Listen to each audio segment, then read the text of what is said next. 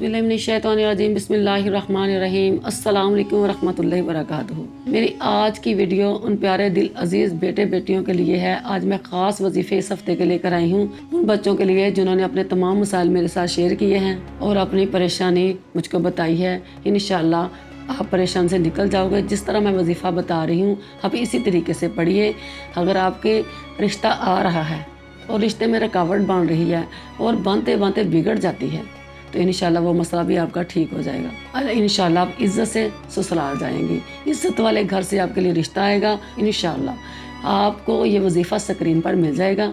नमाज़ों की पाबंदी के साथ आपने ये वजीफ़ा पढ़ना है और नमाज़ों की फ़िक्र को अपने ऊपर लाजम कर लो। खुदा की कसम दुनिया की फ़िक्रों से आज़ाद हो जाए। अगर आपके रिश्ते की बात बनती है और बनते बनते बिगड़ जाती है तो सोचिए कि कहीं आप अपने पहले प्यार को तो नहीं भूल गए। पहला प्यार कौन सा? वो जो दुनिया में आते ही मिलता है, अनमोल प्यार, वालिदैन का प्यार। वालिदैन की बातें गौर से सुने ताकि लोगों की बात ना आपको सुननी पड़े। माँ बाप का एहतराम कीजिए ताकि लोग आपका एहतराम करें। वालिदैन के आंसू आपके दुख से ना गिरे वरना अल्लाह को जन्नत से गिरा देगा। मेरी दुआ है कि अल्लाह आपके दामन को खुशियों से भर दे और आपके नसीब अच्छे करे।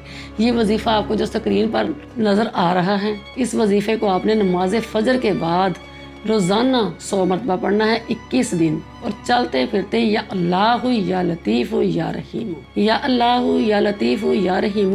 और ये वजीफ़ा 21 दिन जो स्क्रीन पर नज़र आ रहा है पढ़े। इंशाअल्लाह आपकी कोई भी रुकावट है दूर हो जाएगी। साथ नमाज़ों की पाबंदी ज़रूर रखें।